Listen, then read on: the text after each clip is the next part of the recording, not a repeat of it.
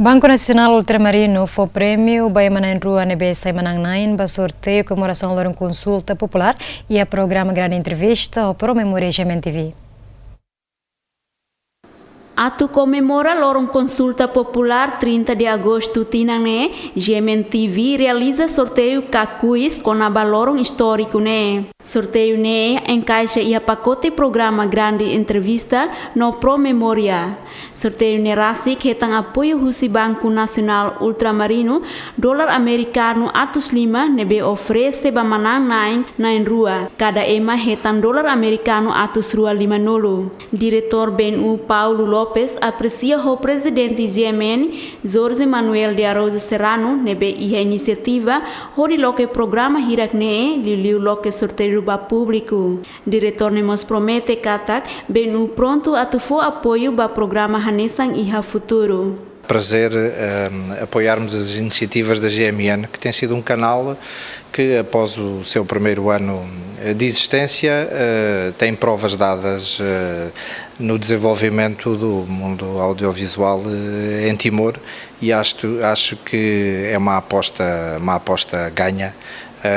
E dou os meus parabéns ao Presidente do Conselho de Administração da GMN, porque teve a coragem de lançar este projeto, e acho que é um projeto vencedor com o qual nós estamos associados desde a primeira hora, e é para continuar.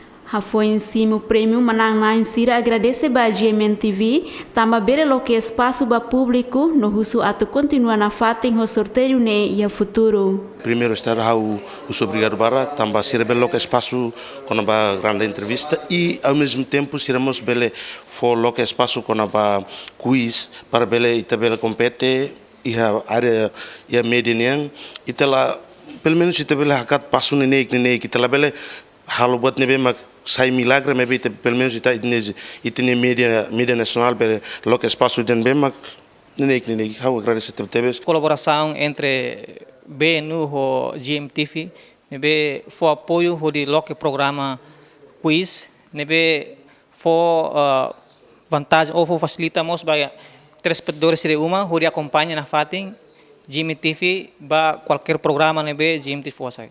Prêmio entrega diretamente o diretor-geral Banco Nacional Ultramarino, Paulo Lopes, no diretora-geral adjunta BNU, Carolina Letra. Cerimônia entrega acompanha o presidente GMN, Jorge Manuel de Araújo Serrano, no estrutura e edifício Bebora Dili. Ana Costa, Lamberto da Silva, GMN.